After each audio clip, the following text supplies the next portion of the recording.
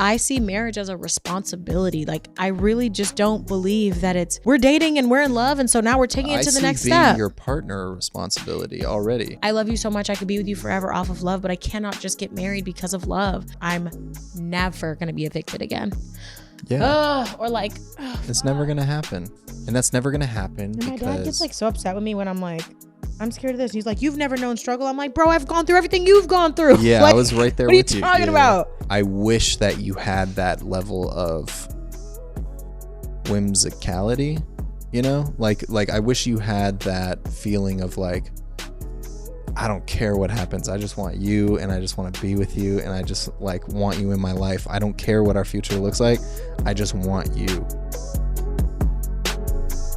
What's up, y'all, and welcome to another episode of the Hanging Out Forever podcast. My name is Asia Corinne, your host, and I'm here with my boyfriend of 8 years and co-host. What's going on, guys? Grant Blackwell. Isn't he so handsome? We love him. Oh my gosh. I know, I'm so annoying. Why you been so sweet to me recently? Have I? Yeah.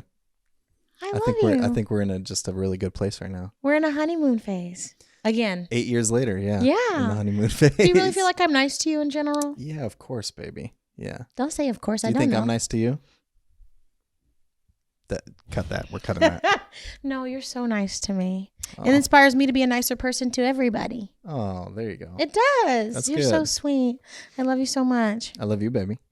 Oh my God. Okay. Anyway. All right. There it is. I think that was a good way to kind of refresh and come back, because I think it's been a while since we've done a podcast one-on-one. So it's just us this time. No guest. You know, it has been nice having a guest though, because we can like bounce off a third person. Mm-hmm. It's easier to have a conversation with an extra person, I feel like.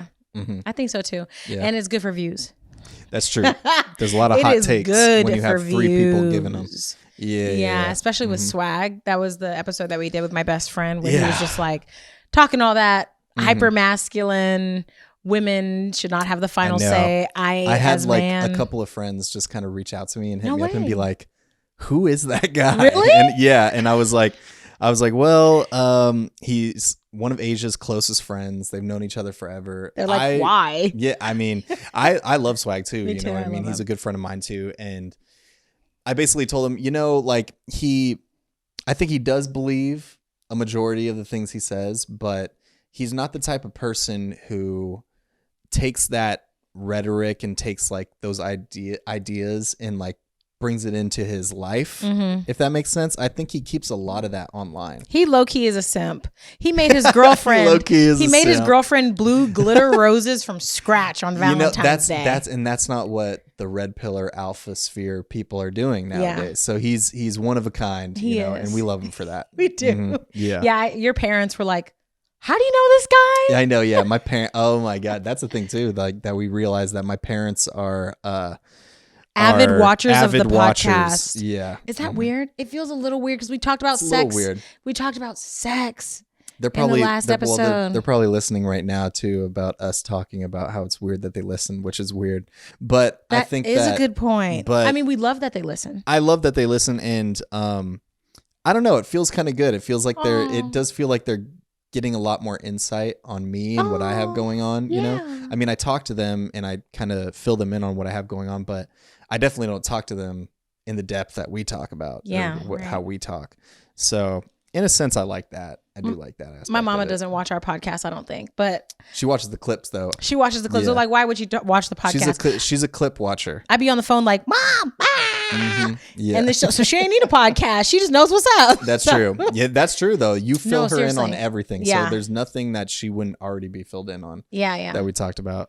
It feels really nice though that your parents watch the podcast, because it feels just like that extra little bit of layer of support. And I think that your parents have been involved in our life and our relationship in their own way. Definitely not as from a distance. Yeah. Not as involved as my parents. My parents are hyper involved, and I think that's a good thing. I think that's the personality traits too. Yeah. Your parents are their personality is very outgoing, and very much just involved, and they have a lot of opinions, a lot to say about certain things, where my parents kind of don't have as much to say. They don't have opinions on our relationship really. They love you and they love that we're together, but that's kind of all that they'll express. Mama C, Papa J. Mama C, Papa J. If y'all are listening to this podcast, go ahead and call your girl every once in a while and tell her why you love her so much. Yeah, she and that wants you to love know. her She wants to know for yourself. I really wish that I you love did. her and why you love her, and describe it very in depth. You're so annoying. Because that's what she needs. Yeah. Well, no, my parents have given you so much reinforcement. Oh yeah, on why they like you for me. Yeah, and they're always like Team Grant, and Grant's just the best. And Asia, you need. Whenever I feel like I'm spiraling or I'm like, I think that we need to break up, my mom is like, girl, that man is the perfect personality for you. He's got your back. He keeps you calm, and like it's just really I love nice. Your mom for that. I know my dad's like that too, and so I kind of wish I had a little bit of that validation from your parents. I know that they like me. I think they think I'm funny, but that's just not in their personality, which is fine. But it would be nice even if you reported back and you were like, my parents said all of these great things about you. It would just it would just be nice. You saying what you just said about kind of reporting back to your mom and like her settling you down, or her just talking sense to you in a certain type of way. That kind of, and we didn't talk about this as a topic, but it is interesting to me, and we did kind of have an issue with it. And I guess we can cut if we don't want to go too into depth with it. But talking about, what you should share to others outside of your relationship, about your relationship, like when you're going through a hard time, or if we have an argument or a fight, who is the appropriate person to go to and talk about that with? I think that's a pretty good topic. That's a good topic. Go ahead and drag me. No, I'm not going to drag Asia. Yes, but you are. You definitely like to get lots of people's opinions on something. It's really hard for you to make a decision by yourself, and you kind of need everybody else's opinion on it, or what they would do in that situation, so you can make your own decision. And I understand that. I get that to a certain sense. And I think I'm the opposite of that, where I don't reach out enough to people and I don't get enough perspective on things. I do agree with that. I kind of like hold it in internally. Yeah. And I'm like, I'll deal with it myself, or I'll figure it out. But I think that, and I think both can be damaging. I think that me holding it in can be damaging. And I think that you oversharing with certain people can be a little damaging, because you don't want to go to certain family members, share too much about our relationship, or like share too much about an argument we may have and how you're feeling in that moment, especially with you, because you see red in those situations. And that's something that you're working on. That's something that we've talked about how when you're in argue mode, you completely blank out like the rest of our relationship, and everything is just linear in that moment. And talk about, I don't talk about our relationship at all. That's what I'm saying. There are some people that are close to you. Right. There are some people that are really close to you, but you still feel like, you know what, I'm not going to go to them with my relationship issues, because I don't want to cast a certain light on my partner to them. He's less forgiving. Yeah, there's always going to be people who are less forgiving, or people who don't have as much context to the fight or to our relationship. Yeah, I agree. And that's where I'm like, okay, because I don't want to be the boyfriend who's like, you can't go and talk to people about our issues. Like, let's keep that in the relationship, which I think there is a lot of people who think that. I think there's a line. Yeah, there is a line. And then there's also just certain people you can go to, and certain people you don't go to, and certain people that you share certain things with, and certain people you don't. My older brother, he's like a father figure in my life also. And because of that, he has that extra layer of protection that he feels over me, because I would say that Jama did raise me in a lot of ways. And I could do a whole podcast episode on how Jama saved my life, for real, but I won't go into that today. But basically, he was like a father figure to me in a lot of ways, and he taught me how to expect treatment from men. And I think that if we got into a fight and I told him something negative that I perceived to be negative in our relationship, I don't think that he's a very kind guy. He's a great guy, but I think he's very protective over me. Definitely. And he doesn't really play about me. So I wouldn't share our relationship with him if it's negative, because I don't know how he would bounce back. And then I feel like I would have to do more work to be like, Jam, I didn't mean it. I didn't mean it, to like cover it up. Yeah. Whereas like if I go to my dad or my mom, they know you, and they know you on a deep personal level, to where they'll be like, that's out of Grant's character, or you sure it wasn't you? Or find a way to like communicate with Grant about this issue that you have with him so that you guys can move forward, because I really like us together. So I totally understand what you're saying, but Grant's point was, I was mad at him about something and I had texted one of my friends about it.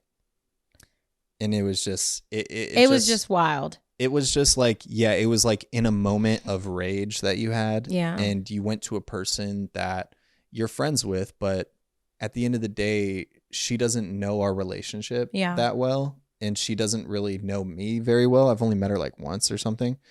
And I think that it was inappropriate for you to go to her with an issue like that, because of course she's just going to give you like a completely one-sided answer, like no perspective on it, nothing like that. It was just totally one-sided, and it just wasn't fair. And he put me in a position.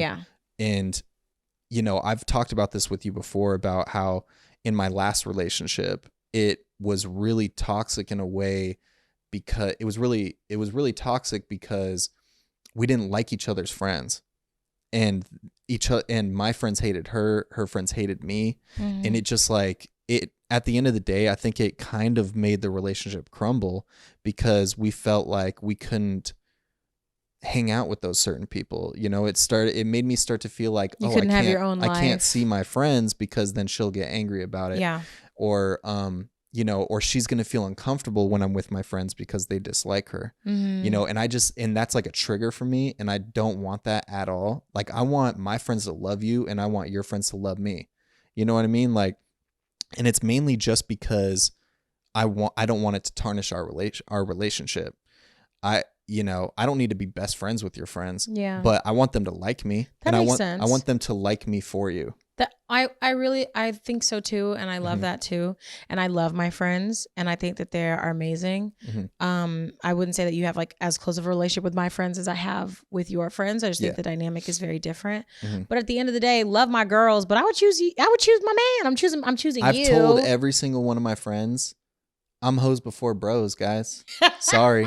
I'm choosing my girl over all of you. I've known you long. Like, I mean, I have some friends where I've known them my entire life, but those friends, they're not really like in my life. Like, the people that are really in my life right now are kind of newer friends. And I guess that's relative. I've known you longer than all of them. You know what I mean? And for me, like, I would only ever choose my friends over you if you gave me an ultimatum, because I don't like ultimatums and I don't think that they're healthy. Like, if I told you, you have to drop this person, R in or S, else I'm done. Or else I'm done, I would expect you to leave me. I wouldn't if I was in that mindset, but like, it's my mom. Hang on. Hang on. This is an exclusive. Pamada. Yamada. What's going on, girl? Nana, why you got such a big old smile on your face? How you know I'm smiling? You ain't here? I can hear it in your voice. Because Grant and I are recording a podcast and you called and I was like, let me talk to my mom. Okay, go back to your podcast. I hear you. I hear you. Bye. So yeah, so that's the relationship she has with her mom, which is they do that maybe like 5 times a day, maybe more. So like, you know, she knows the ins and outs of our relationship. Right. She knows the ins and outs of Asia, the ins and outs of me, and she has a better perspective on the relationship. Yeah. So I feel like she could give better advice in that way. And then I think that I would only choose my friends over you if you were giving me an ultimatum and it didn't make sense. Yeah. You know, because if I was to give you an ultimatum, like, oh, I don't like this friend, even though they never did anything to me. And I told you that you needed to drop your friends in order to keep me.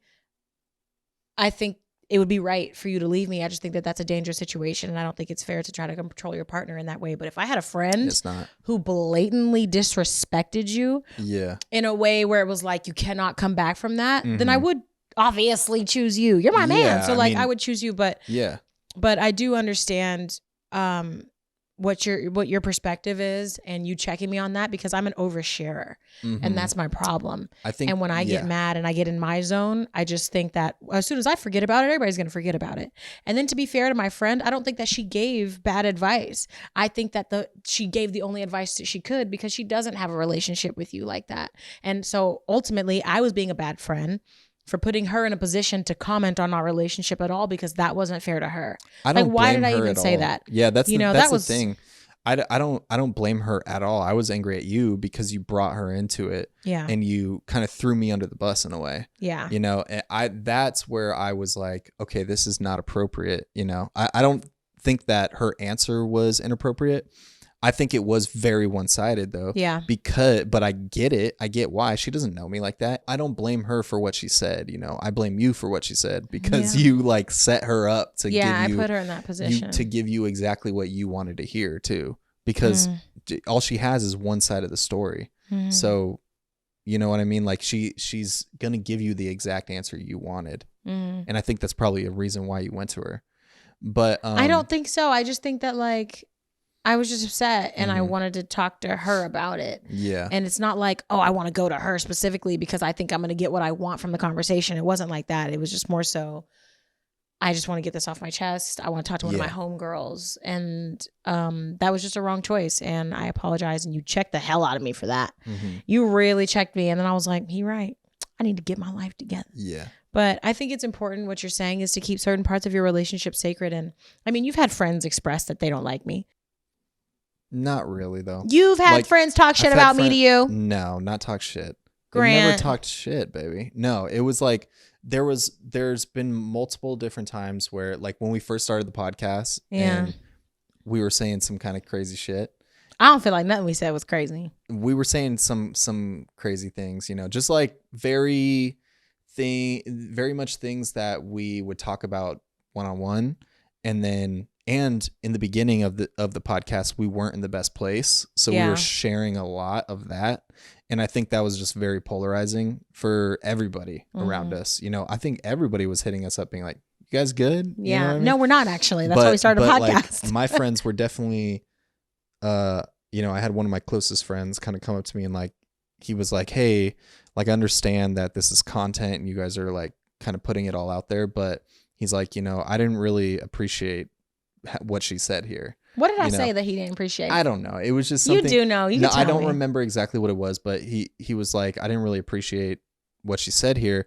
And then I had to kind of give more context of like, well, this is where her mind was because I was doing this, I was doing that. You know, like I wasn't the partner that she needed in that moment. Whatever it was, you know, like there was an explanation and there was like blame that I needed to take too that he didn't have context to. You know, that's what happens with the clips. That's why people get so crazy in the comment sections of our clips because they don't have the full context and it can really kind of mess with your perspective. But I think that it just took me explaining to them like some more context for them to fully get it. Yeah. But if every time we had a fight and I went to them and I was like, she's doing this, she's doing that, she's acting like this, she's acting like that, then they would grow a perspective on you that would not be positive. You know what I mean? Then they would be like, bro, what are you doing with her? You know what I mean? Like all you tell me is all this negative stuff. So that's why, you know, there's certain things that I wouldn't share with them, you know, because I don't want them to get that perspective of you. And you know, I tell them plenty of great things about you, but I think that I rather keep it like in that light than the other light, you know, but it goes back to, you know, there's certain people that you can talk to about that and certain people that I feel like you should just keep in the dark about that because they don't need to know that, you know what I mean? It is oversharing, you know? So I think we realize that. Yeah. Yeah. I definitely got some perspective and now keep it zipped. All right. Well, that wasn't a topic that we had planned on talking about, but that was a good segue. That was really, I think that's important is like keep your relationship sacred in some ways. Like not everybody needs to know the depths of what you go through because it is going to be hard to fix or paint over whatever perspective that they've now created of your partner with your help. And I think that that's a really big issue. And that's definitely something I need help with. But like I think that's the only friend I've ever talked to about our relationship. I know you think I talk to all my friends. I never talk to my friends about our relationship. I only talk to my family members. Like hype me up to people and stuff like that. Like I know it's not just this huge negative dump on your friends about me. Like I know that. But I honestly think that the majority of, your arguments and like the majority of the things that you're going to resolve in your relationship are internal things, that you resolve internally. I think it's harder for me because I just have a different brain than most people. So I do need to talk to people because I get there's so much, my brain is never off. It's always on, and there's so much happening all the time you constantly that I never need people to reel you back in because I don't have like your thoughts silence. back in. I don't have silence in my brain. There's never quiet time ever. Yeah. And because I always tell you, I just always tell you, it's you do the funniest thing. You'll not know what to do in a certain situation, and so you need advice on it, and you come to me. I tell you, do this, do that, and then you call the same list of people too. Then you call your mom. She tells you the exact same thing. She might word it differently, but she'll say, do this, do that, same exact thing I told you, and then you're like, let me call my dad, and then you go to your dad. He tells you the exact same thing in a different way. We all have a different perspective of the same answer.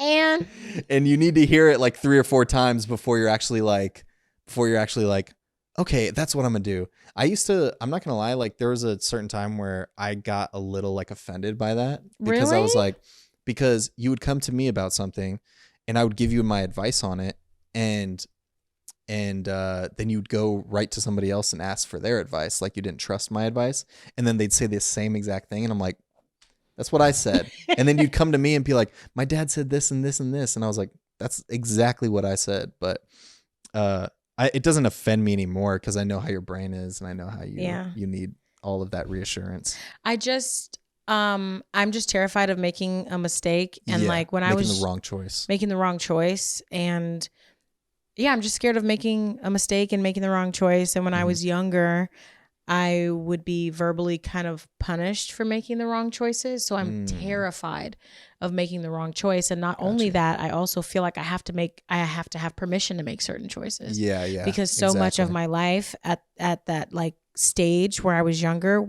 was permissive. Obviously, like your parents tell you what to do. They tell you what you can and can't have, and you do have to ask for permission. There is that dynamic.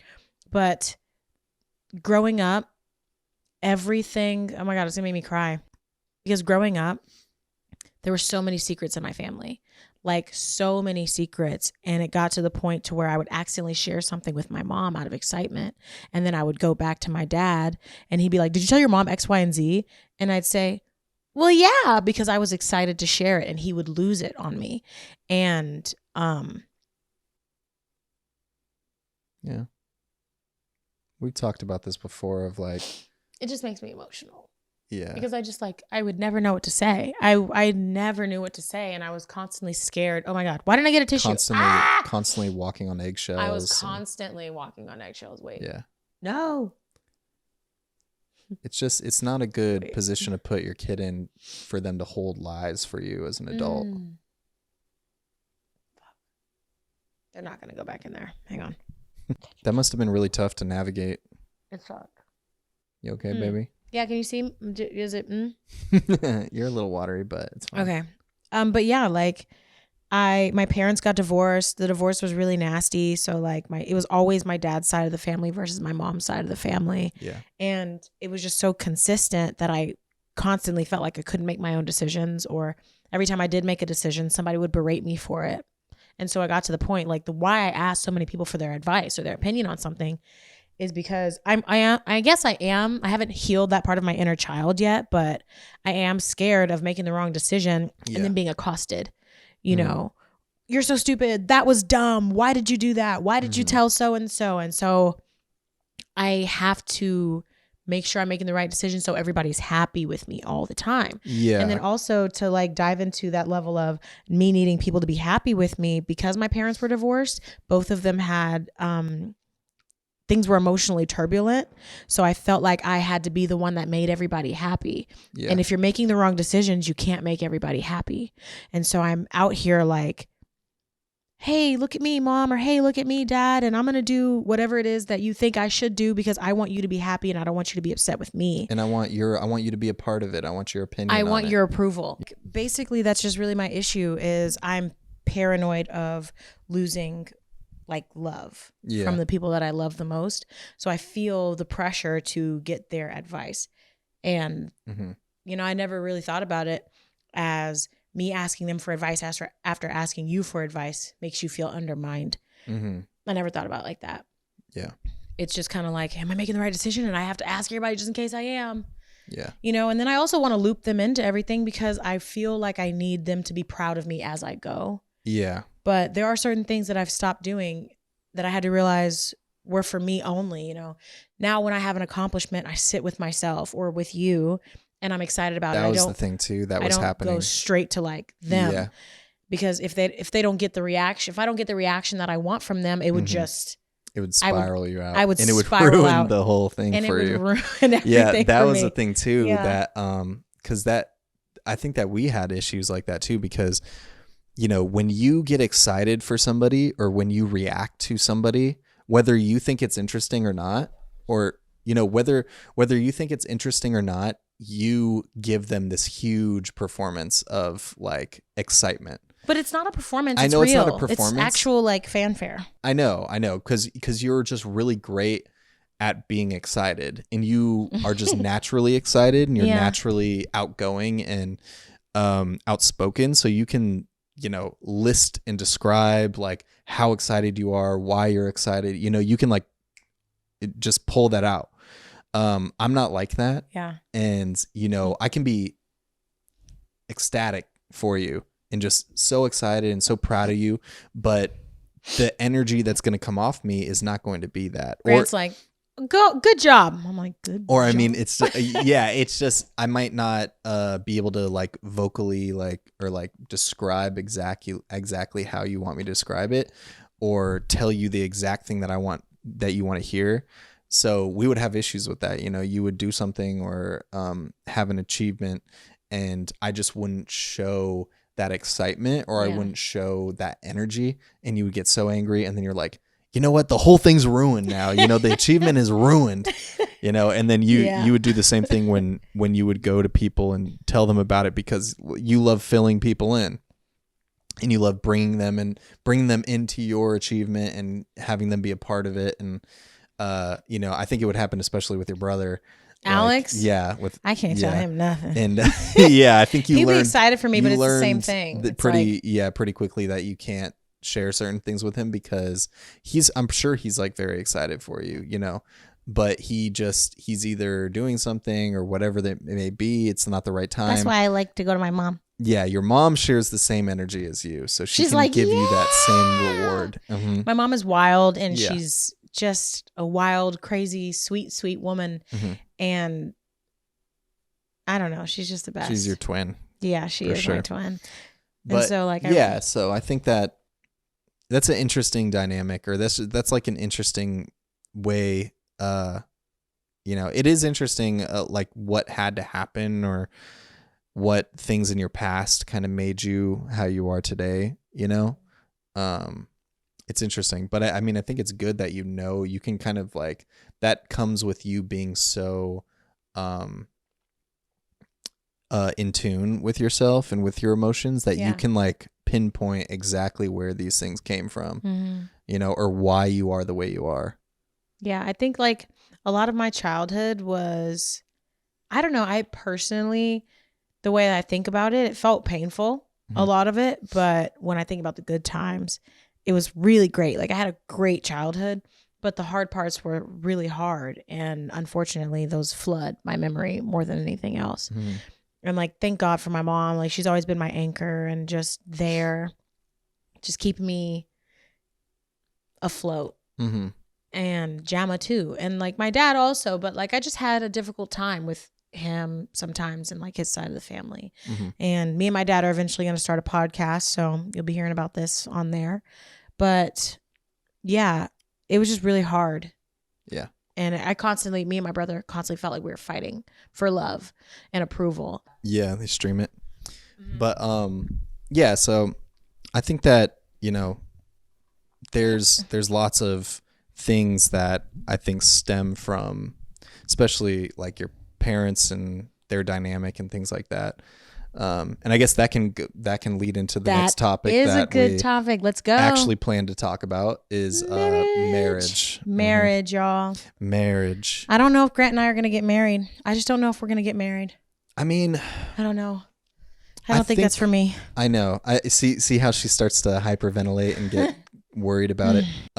Yeah, you definitely start to get, I think it's just one of those things too. And if you haven't already learned about Asia, she can get in her head. She starts overthinking things. I think there's a lot of things that people, and we kind of had this conversation yesterday about this too, of there are some people who can just take that leap of faith, just say screw it and go do it. Screw it and do it. Screw it and do the it. old screw and do. Yeah, I think there's some people who can just do that, especially with children, because like when I think about having children, it like fills me with anxiety and it's like, I have to take care of this life. Like I'm so scared.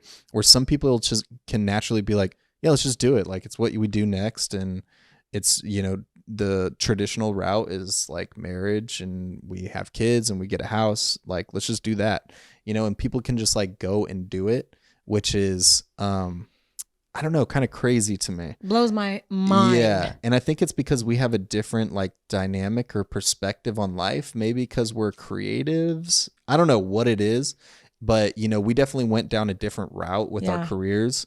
And I think that probably has something to do with it too. Like it's not as traditional. I think that we just have a dedication to our personal freedom. Definitely. In a way that people that may work like regular 9-to-5 jobs, like I don't know, I don't want to disparage those people because like that's great. It must be nice to know where your money's coming from all the time, but I think that you hit it right on the nose with like we have this sense of freedom because the thing that like when your career basically makes you who you are. It's something you do the majority of the day, so if that's something that you don't technically like to do, or you feel like it's an obligation to do, or you can like to do it and it just helps you structure your life. I think that is the thing. Definitely. Is like when you have a 9-to-5 job or like something corporate also, I think it's stable. So it's predictable. So you're working Monday through Friday from this time to this time, or you're salaried and this year you're going to be making X amount because that's what you signed on for. And I think that us as entrepreneurs, especially filmmaking creatives, it just is a more difficult grind. And I don't have that level of stability that I need to become a parent. Like we make our own schedules. We do what we want. We film when we want. We work when we want or when we're hired. And there's not a set salary that we are supposed to be making every year. So like, I just feel like unless we have a certain amount of money saved, which what my goal is, like I need to have 100 bands before I have a kid. I personally need to have 100 bands saved before I have a child. So who knows how long that's going to be, but like I need to have at least $100,000 saved. And I think, you're kind of in a dilemma of like, you need that structure. You need like certain type of structure with everything, with your career, all that stuff. But then you also are a creative entrepreneur where there's like, it's way harder to structure things when you're going on that path. You know what I mean?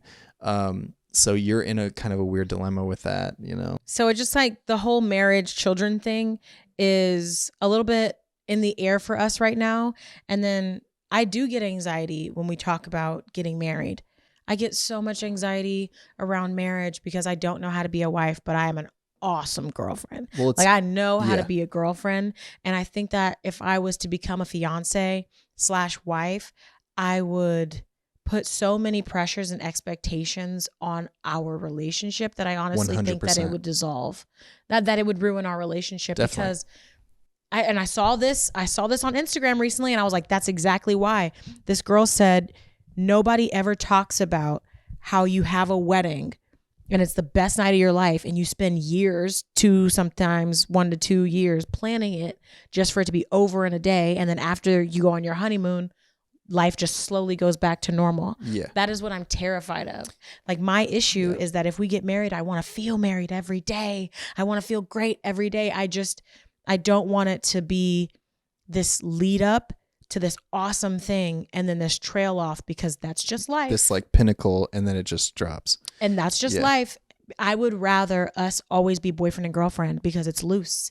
It's fun. It's free. Are we going to break up? Are we going to stay together? There's no rules. And that's what I meant about there are some people who can just say screw it and can take leaps of faith and can, don't put certain things on these pedestals, because you definitely have put marriage on a very high pedestal. Marriage is like terrifying to me, though. It's not I know. For me, I don't look at marriage as that's the ultimate goal and that's why it's on a pedestal. For me, I look at it as I have to have all of my shit together if that's something I'm going to do. And also, I'm terrified of being like trapped. I don't want to have to be divorced. I don't want to have to do paperwork. Like if we want to go our separate ways, which I don't think we ever going to do, but if we did, I would like the freedom to know that I could, and that it's not disrupting, or it's not going to cost a bunch of money, and it's not going to just shatter things or perspectives. Like, as if it's a lot more easygoing and just easy. There's an easy exit strategy when it's just a relationship. I already put so much pressure on everything I do in my life and our relationship that I really do feel like taking that next step would make it worse. Yeah, I think that you overthinking things for sure could. But I think that there are certain things that we both need to work on, that we both know.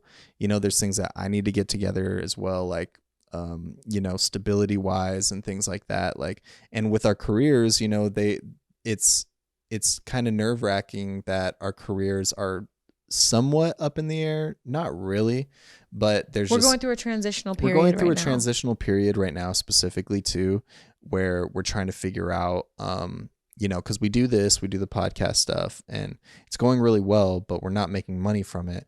And we want this to be the thing that, is that stability for us.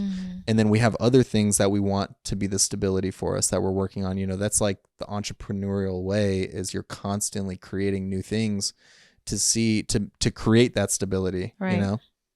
And so there are things up in the air, and it's scary, and it's, stressful that, we have to go that route because that's the route we've chosen.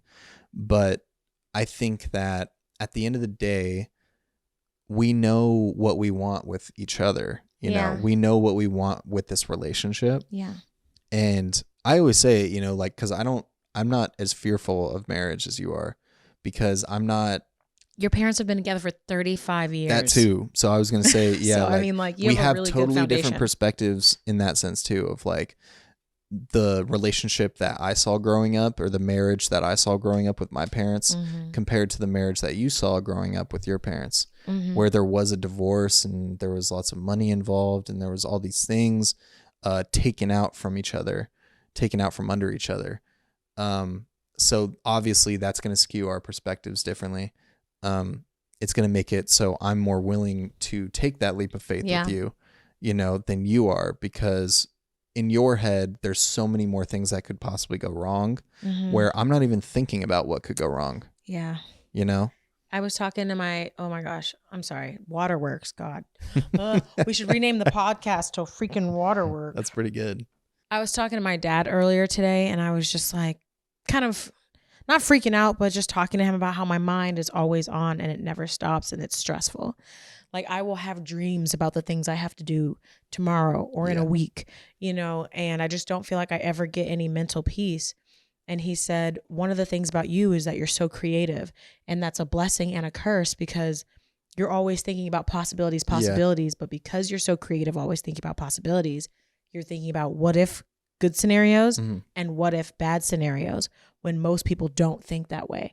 And it blows my mind, because everything that happens in my mind feels so real and tangible and intense all the time, to the point to where it's exhausting, that I can't even fathom that everybody else is not also going through this situation that I'm going through, or like fear and like FOMO and things like that. Well, it's not even just FOMO. It's more like, I feel like my mind is like a David Bowie-esque labyrinth. And to even consider that other people's minds aren't like that freaks me out a little bit. Yeah. Because I'm like, wait, this is just me. So then it becomes an extra isolating feeling because it's like, Sure, oh my there's God, it's people just, that- there are there's people lots of like people that, like but the that, general yeah. population doesn't Mhm. think that way. Their brain is not always on. And he was like, you always think about what if scenarios, positive and negative, when most people don't think that way. Whereas you're just thinking of what if positive scenarios. I'm like, what if Grant and I get married, but then what if we get divorced and it ends badly and our children hate us and then they Yeah. can't decide which parent they want to go with, and then it's Wednesdays and every other weekend, and then I have a new man and he has a new woman, and then it just spirals into this into thing. these what ifs. Like Yeah. it unravels and it drains me. And instead of putting myself in that position of, because I cannot You live just life without completely what remove ifs. yourself. I have But to remove the that's situation. the thing too of like, but then you don't know what you're missing out on if you remove yourself. you Baby, know? I've seen Marriage. I know, baby, but you haven't seen ours. That's the thing. That's such a sweet thing to say. But I think you're realizing Oh my more God. and more that you can compare marriage to the relationship. Like if you compare what our marriage is going to be to what our relationship is, Yeah, it's looking pretty good. that's You know, it's looking pretty it's good. looking pretty good. You That's know, a really good point. the Oh my stakes are goodness. pretty. You Can know, you get me a tissue? I'm so sorry. Yeah, I'm yeah. losing it. I'll grab it. That was such a good point. I've been a girlfriend for so long. I know who I am as a girlfriend, and I just don't want to ruin our relationship. Not. I just don't. I don't want to. Okay, go ahead. I don't want to ruin our relationship with my expectations and my overthinking and my hyperventilation and my unraveling, because I have emotional problems and they're really hard for me to navigate. Like the landscape of my emotions is just. But I think the overthinking and trying to control everything, that's when things start to fall apart. You know, what do they say in Panda Express? What do they say in Kung Fu Panda? They say so many good things. No, but what's the thing that Shifu Oh. said, or He said, or we what's can't his- just let him walk around the valley and take his revenge. Your mind is like this water, my friend. When it becomes agitated, She knows every line of Kung Fu Panda it too. becomes by the way, difficult to see. But if you allow it to settle, the answer will become clear. That one, No. or one often meets his destiny on the road he takes to avoid it. That's exactly what I was thinking. Because, you know, you're trying to control everything. You're trying to make sure that these things don't happen, but inevitably they end up happening because you're going so far out of your way to make sure it doesn't happen. Or, you know, you're so scared of marriage because you think it'll tear us apart that you don't ever reach that because that you're so scared of what it may bring that, you know, I don't know, because if you're not like sure about us, if you're not sure that we can do certain things, it's going to make me feel like, okay, well, why are you so unsure? Or why do you feel like you can't get to that level with us? It starts to make me start to overthink things, and I start to get in my head about like, you know, it just starts to scare me about where you're at, because I don't know if you're willing to take that next step with me. Like, is it something I'm doing? Is it something that I could be doing better? Like, what is it, you know? And so that can be an issue too. That can be created by you trying to avoid a future issue. I just think that, like, I mean, I hear you. That makes total sense. And I don't want our relationship to become a self-fulfilling prophecy, but I think that there are certain things with marriage. Like, I would like, if that's something that you really want to do, I need you to come to me about it.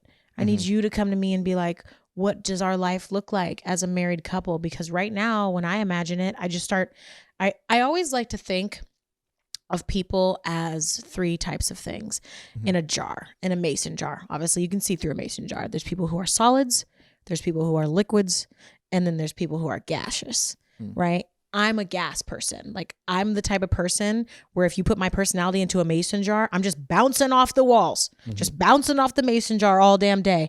And then there's people like Alex, right? Who can be shaken up because he's a liquid, and then it eventually comes back to equilibrium and it's at rest as long as nobody is touching it. And then there's people like you who are solids, like fucking, I don't know, sand or something like that, or something that would take shape inside the mason jar and not move. And then those people have a lot more mental stability and fortitude. And so it's difficult to throw them off of equilibrium because they are solid. But because I see myself as like a gas person, it's just constantly moving, I need, if that's what you want for our future, for you to anchor me down as a solid personality and be like, this is what our marriage would look like. This is what I want to be as a husband. This is who you could be as a wife. This is what we would have together. I hear that. And I think that I just feel like there's too much like right now ambiguity for me. I don't know.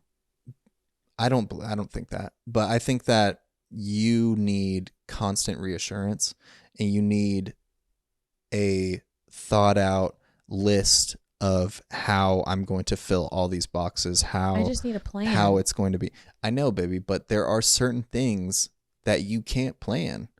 There are certain things like I can't tell you exactly what's going to happen the night after we get married. That's not what I mean. That's too literal. I know, baby, but I feel like that's what you need.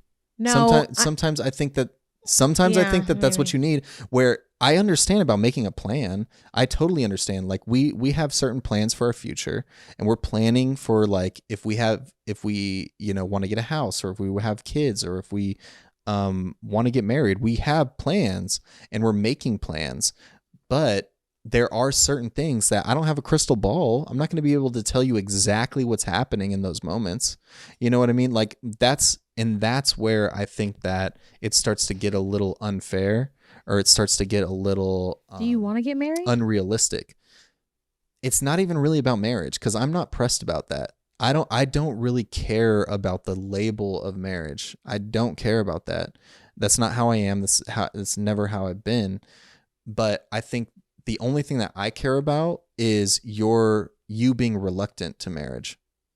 That's the only thing I care about, because it makes me think like, but why?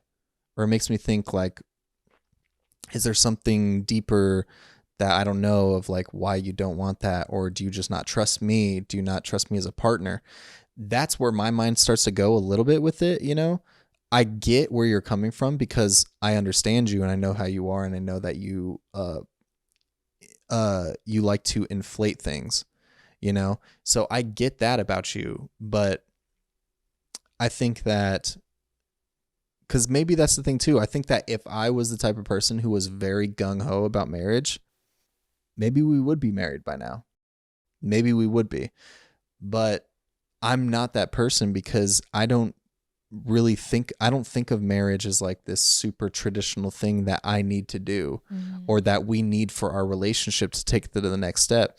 I feel like we could take our relationship to a marriage, level without even being married. I feel like we're there now. I feel like I definitely feel to a certain extent. I still feel like we're young and like whimsical about our relationship, but I think that's one of the things I want that us make to our be that in work. marriage too. Yeah, that's the I'm thing not too. Like that. I know, but I think that you feel that the night we get married, there's just going to be a huge switch, or there has to be a huge switch, or there has to be new responsibilities. There has to be new rules to this relationship. When I think that the best thing about marrying your person or marrying the person you love, the love of your life, is that things don't have to switch. They're already established in a sense. They're already like, we are who we are and we love each other for that.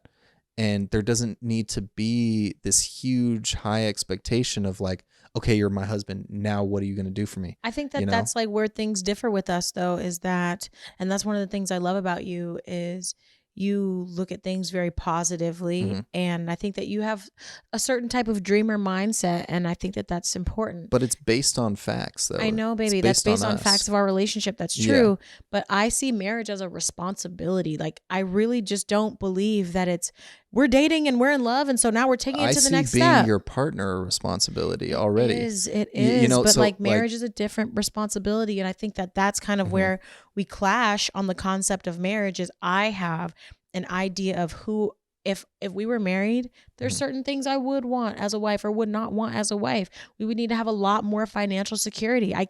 I cannot get married without financial security. And I'm not saying that we're like struggling hardcore. We are in a transitional period right now, but I really can't get married if I'm asking questions about finances. I can't start questioning where things are coming from or whether or not we're going to be able to keep our house and like whether or not I'm going to have to be reliving certain parts of my childhood because of financial stress. And that's what I mean is like, I could be a girlfriend forever. We are creating things. We're creating a business. We're creating, this life for ourselves right now. We're on the same page with that, with like, that's where I'm headed to. That's what I want. But I feel like you grew up in a really stable environment. And so I don't think that you understand, like. I get your fear, baby. I've been with you for 8 years. I understand your past. I understand You understand my past, but you don't know what it feels like. I know I don't know what it feels like. That's my point. But also, you don't understand how I feel about it either. Then. I do understand how you feel about it. But okay. I do understand how you feel about it. But that goes both ways. You know what I mean? Like, I don't understand your fear and your insecurity in that way. And you don't understand the optimism I have for us. You don't understand, like, the optimism I have for our future. Because I do understand. It's just that you never grew up with any fear. You've never grown up with. That's what I just said. That's what I just said. Okay, I know. That's why I'm saying, like, I understand your optimism, but like, you've never grown up with fear. My dad created crazy amounts of money in the 90s, and now what? Yeah. And now what? You know what I mean? He created so much money and then lost it all and then got some back. I don't care how much money you can generate. I care about how much money you can keep, how much money you can maintain, how you're going to be able to sustain our lifestyles. I'm never going to be evicted again. Yeah. Or like, it's never going to happen. And that's never going to happen. And because my dad gets like so upset with me when I'm like, I'm scared of this. He's like, you've never known struggle. I'm like, bro, I've gone through everything you've gone through. Yeah, like, I was right there with you. What are you talking about? Yeah. And like, obviously, I had my mom. So I had that stable household with her, but we moved all the time. Like, you've lived, I just feel like the perspective is so different because your parents together, 35 years, whatever, solid in their fucking careers, doing great, lived in the same house their entire lives, your entire life, almost their entire marriage. I have not had that. And like, there are a lot of people who have never even had homes. There are people that just grow up in apartments. So I don't want to be like, oh my God, cry, first world problems. But something my parents also showed me is to like live within your means and to make sure that if you do have it or in your up, you're not spending it all. I'm not going to put too much out if I'm not bringing that much in. You know That's what I mean? True. You're really I've always been able to pay my bills. I've always been able to make sure that I have enough to pay off what I need to pay off, whatever. Like, I never go crazy with my money. That's true. And there's been plenty of times where you've talked about things and you want to like buy things or you want to like get all these things, or it's like, if I had the money, I'd buy a Cybertruck. I'm like, hell yeah, I would. Mean, I think that, but that's like a mindset of like, yeah, it's like what you just said. If you had it in that situation, you might not have it a couple of years later. So like, why would you buy a Cybertruck if you have it in that? True. So. But I think that we're going to give a good balance of that. That's why our relationship is different. But I would never buy a Cybertruck if I didn't have money saved. That's the thing. I know that I would never move in that way if I couldn't pay my rent and my bills for 2 years. Yeah. You have a healthy perspective on it, I think. But also like, because I grew up where like there were financial issues and stuff like that.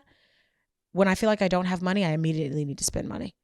If I feel broke, but I have to spend money. And I think you spend more money than you think, because I definitely do. You spend it on little things. And that's why I'm an Amazon hate girl. Going to the grocery store with Asia, because I'll be like, Asia, we're buying a pack of chicken. We're buying, this veggie, this whatever. Like, I have a list and I need to tell her we're buying this, because once we're in there, she's like, maybe I want a snack for later.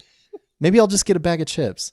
Maybe I'll get this. Maybe I'll get that. And that stuff adds up. And I don't think you realize that. No, I do realize that. That's my issue is because when I look at like, everybody has debt. I got debt. When I get my debt, I'm like, what the fuck am I even buying? Like, what am I buying? But it's because I'm a little buyer. Here? I'm a little buyer. Yeah. Little buyer. And I have like, true. I have some designer things, but like, when I feel like I don't have money, I have to spend money. Yeah. And it's not like, oh, I'm going out and buying like a $2,500 Louis bag or anything like that. But when I really feel like I'm strapped, I am walking into the Louis store and I'm like, well, I could afford to buy it's in the airport. It's in the airport, so I don't need to pay tax. Sunglasses. So. No, that would really like I could. That's like you do the girl math on that. Yeah. The girl math. I'm a bad girl math girly. Because if I'm in the Paris airport and if I have $1,000 to my name in the Paris airport and I can get a pair of shades in there for $150 and I know that they're $500 at home, I'm coming home with them shades. It's fun. I mean, like, you do little things like that. And like,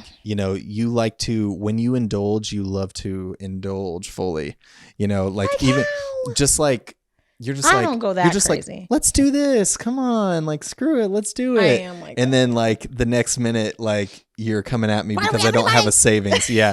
And so it's like, you know, you have a savings. It's just not where I would want it to be. I mean, yeah. But like, you know what I mean? Like, it goes back and forth. But I'm really good at saving money. It's like when money is away, it is not even existent to me anymore. Yeah, you are really good at that. And like since we had this corporate job that we no longer have because things changed, they shut the company down, whatever. And unfortunately, I've been paying my car note from my savings because it's the same company that I have my loan from. And I just like look every day and I'm like, oh my God, this is not the number that it's supposed to be from. But like at the same time, I'm blessed that I have that because I'd be fucking stressed. But we're also like, that's kind of a point of like, I see resilience in us. And because we had that kind of cozy gig, you know, we were comfortable there and then we lost it and we've been able to rebuild ourselves. Like now we have income coming in. You have your own personal income coming in. I have mine from like the things that I've picked up and I'm starting to do. And like we have that resilience, you know, and that's why I feel like that's what I mean when I say like I feel like the proof is in the pudding of this is why we could be married. Yeah. Because of our resilience, because of our partnership, and we're never going to let ourselves get in a spot where, you know, get in a tight place where we're not able to pay the bills or we're not able to do certain things or have the lifestyle that we want. You know, we're always going to figure it out. Same way we're figuring it out now.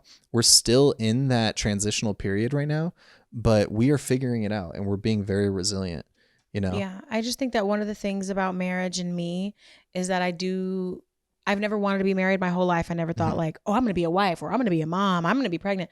I've never been one of those people. Yeah. And I've never been one of those dad guys. Yeah. I'm just or husband. I've thought about like, oh, having a kid would be cool, but like I've never once in my life wanted to be pregnant. Yeah. Or like wanted to be married or wanted That's to be a wife. wife. That's a whole other issue that we feel too. We'll talk about yeah, parenthood on the next podcast. But basically, I see marriage as a high reward. I don't just see it as something that you do when you love somebody a lot. I see it as you did everything you need. That's the final boss level. Final boss. You know what I mean? You destroyed all these things and now you finna fight Bowser. And you fought Bowser and like you go in his chest and there's the ring, you know, and there's the ring. Yeah. And so like, that's kind of how I feel about it. And because of that, if we're going to get married, I just want it to be smooth sailing. Like the only issues I want us to have are making sure that we keep our connection. I don't want to worry about finances. I don't need other things piling on to the pressure I already feel around marriage. That makes sense. I totally am on the same page with you. I know, but at the same time, you'll say, I don't want marriage to feel like a job promotion. And that is what it is to me.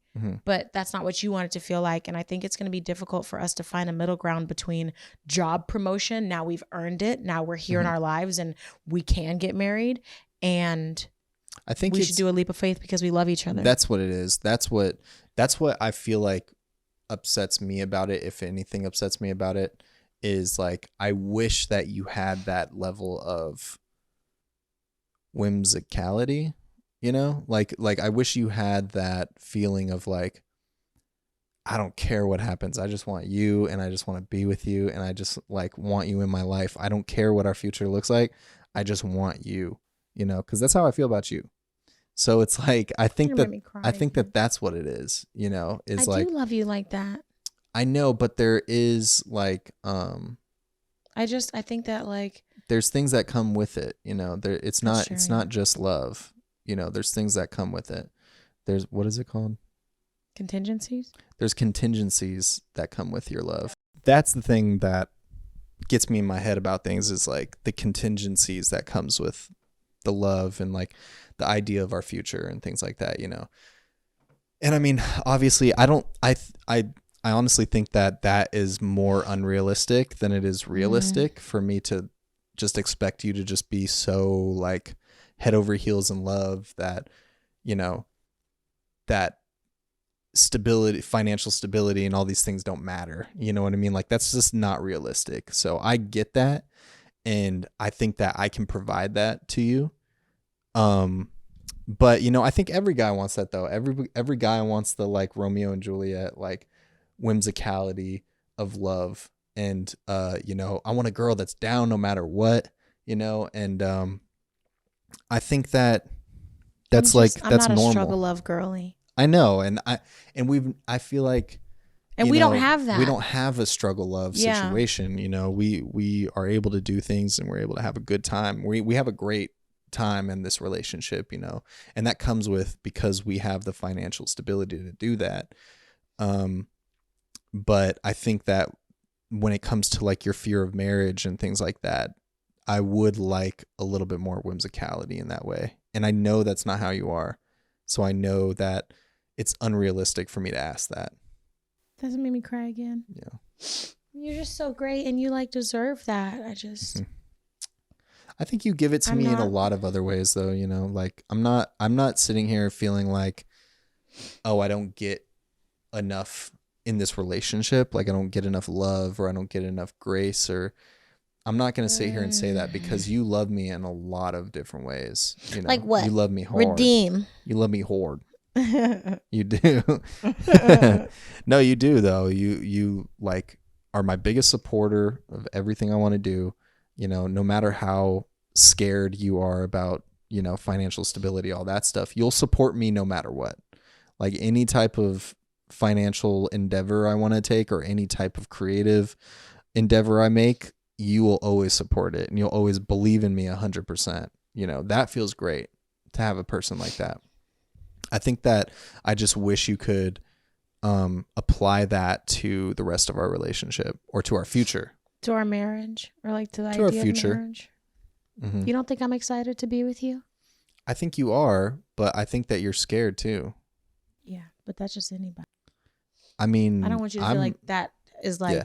I'm scared of things, but I'm not scared about us being. No, I don't mean that's just anybody. That's how everybody is. I mean, like, if it was you or somebody else, it'd be the same. So I don't want you to feel like it's personal to you. Yeah. That's just. I know it's not. I know it's you. It's how you are. Yeah. Um. It's just hard for me. Yeah. And I don't think that like, and I love the people, especially the girlies, that can love for love. I just need to know how I'm be surviving. I don't think. Yeah, but I don't even think that those people are just the love for love type people, because everybody needs that type of stability. You know, it's like everybody wants that. Everybody needs that. I think it's rare that you find somebody who's just like, love is the only thing that I need. You know, love is the only thing that will hold us together. Like that's just not realistic, you know? But I think that love, at the end of the day, I do think that love plays a huge part. Yeah, of course. In the relationship. It plays a huge part in, because you can have all the money in the world, but it's like you want that person that you love to spend it with and to have fun with it with. You know what I mean? Like if you're somebody who's married to somebody for their money, but for that person to make their money, they're gone all day long, and you're just by yourself all day, just spending the money yourself. But it's like, then you're just alone. Yeah. You're just alone. You know, you're alone with more stability. I don't want to be alone. Yeah. I just want us to have a plan. I want you to have a plan. And like, I do feel like, especially recently, you've been taking on, I'm like a spearhead person. I'm a director. I'm the head of the thing. I'm pushing it. But I definitely do feel like you've been taking, I don't want to say taking on a more leadership role, because I feel like that's condescending, and also implies that you don't do that. But I feel like recently I have been able to just like take the back seat. Take a back seat. And because my mind is always on, that's very important to me. And I just, one of the things my mom also said was, your dad's always the guy with the plan.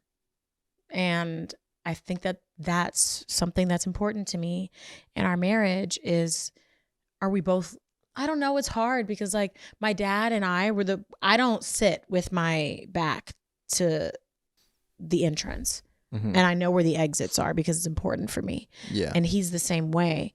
And in some ways, this is just a analogy, I guess it's true, but it's also an analogy to what I'm going to say next, which is sometimes I wish that I felt like you were also looking for like the exit strategy or a plan or like a what if.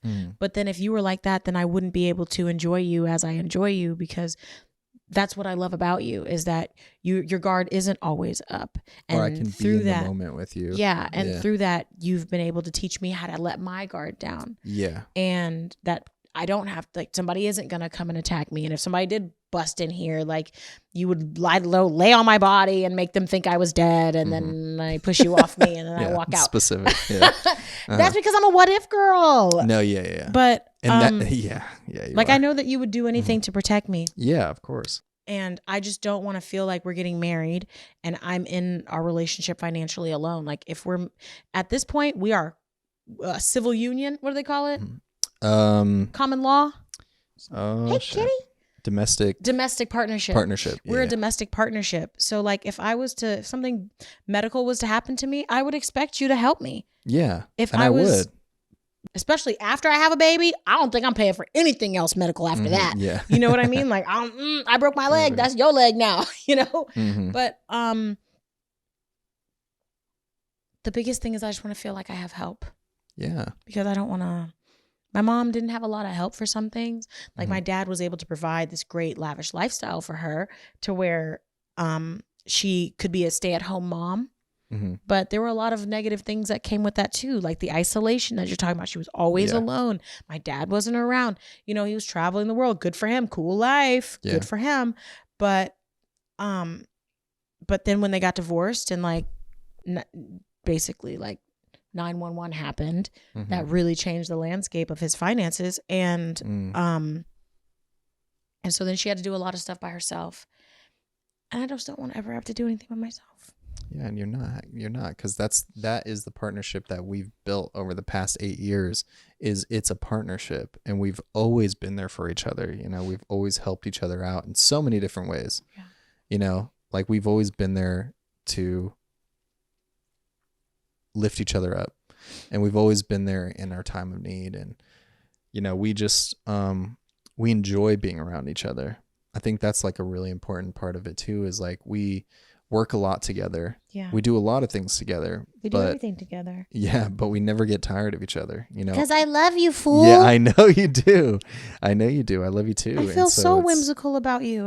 It's slowly turning into more like, we are planning this. We're planning for specific things together, because you are the planner. You know, you plan a lot, where I'm a very much go with the flow type of person, and you're in a moment guy, which is good too for me. I was gonna say, I think it's good for us to have an in the moment person and a planner.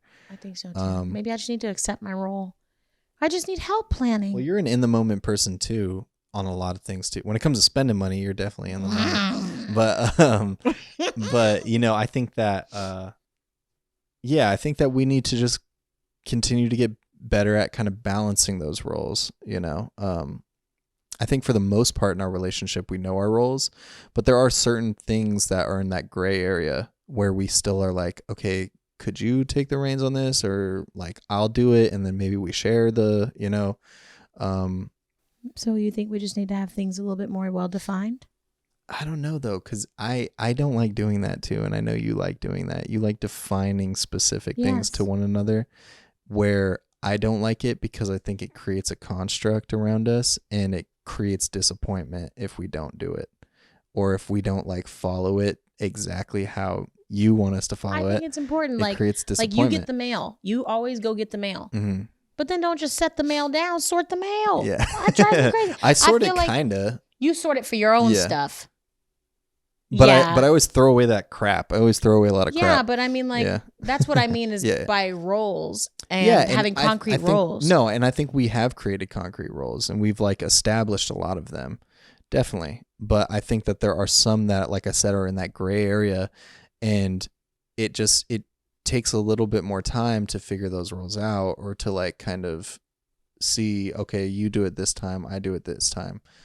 It's just tougher to balance some of those things, you know? And I think those are the things that still create friction within the relationship. But I think that the main roles have been kind of, you know, placed. And so that took us time, and that definitely took a lot of pressure away from our relationship and arguing over things and doing certain stuff like that. So I think that going into the advice column, the advice segment of the podcast is, and I'll say it directly to the camera, it's good to establish roles. Obviously establish it in your own way. That is the best way to communicate with your partner and to communicate back and forth with your partner. But I think it is good to make sure that you guys have roles and you expect certain things from one another, because then that can create you wanting to grow and you wanting to make sure that you fulfill that role for your partner. Because if it's a role that you know your partner needs you to fill, it's good to fulfill that for them. And it just creates more trust, and it creates more leniency maybe on other roles, you know? But I also think that if your roles are too specific and too uptight, it can create friction, because maybe that person doesn't do it the way that you do it, or maybe that, you know, it's just they have a different way about going about it, and you think that they don't want to give that to you, or you think that they don't want it as much as you do. But that's not the case. Some people just do things differently, and I think you need to have some type of leniency when it comes to roles. Mm-hmm. My relationship advice for this episode would be, if you want to build a life with your partner and say you're in the early stages, take it seriously. Take it very seriously. If you want to build a life with your partner, you need to take it seriously. You have to establish roles, goals, financial milestones, and things like that, because as much as you love, I just don't think personally that love is enough. And there's all these other things that come into play: stability, reciprocation, appreciation, respect, accountability. And it's very important for you to maintain your own course while also driving forward together as a unit and finding out how you're going to build your life together. I think that that's one of the I don't know. I don't want to say that I hate that we did it. Like, I think that the first 5-6 years of our relationship were just us having fun and us not, we took the relationship seriously, but it wasn't like serious like it is now.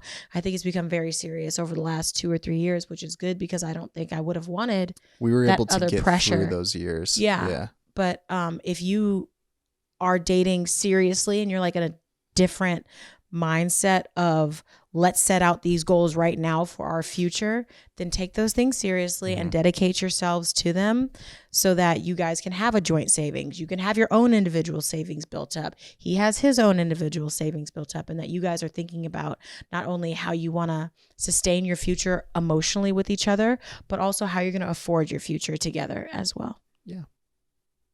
That's good advice. And love on your man. Mm-hmm. Yeah, I mean, the love is important as well. Love is important.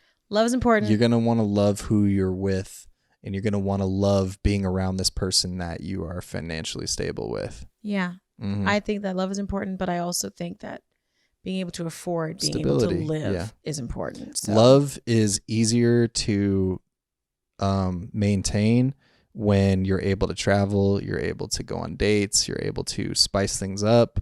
And the majority of those things cost at least a little bit of money. Love costs money. I don't know. Love don't cost a thing. It is important to make sure you have enough finances to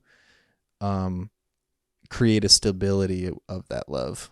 people say love don't cost a thing. Okay, maybe that. But Costs love costs to maintain. Yeah, roses cost money, and Yeah, flowers cost things money. cost money. Things cost money. So yeah, but okay, cool. Do you love me? That was good. I love you, baby. You know I love you. No, I don't. Do you love me? I love you. I don't know you love me. You know it. But yeah, so that was one of the things we wanted to talk about was marriage. I think that we've been having a lot of people ask us questions about it, and we've had like a lot of just things kind of going viral right now that either stem from kids, marriage, interracial dating. You know, that seems to be a hot topic too. And so we wanted to just start touching up on those topics that we know people want to kind of hear about.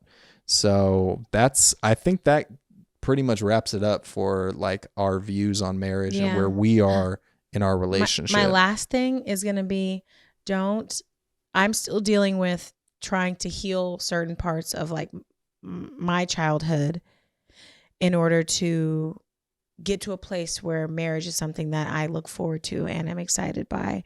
So try to heal yourself. Don't always let yourself be a victim to your past. That's something I feel like I struggle with. And just figure it out. Commit to somebody that you like, or multiple people if you're poly. I don't know. Yeah. But I love you, and I don't want you to think I'm not excited to be with you. I know you're excited. I know you get in your head. I know that you have certain standards. I know all these things about you. Okay. But all you right, hate babe. me. No, I love you, baby. Okay, guys.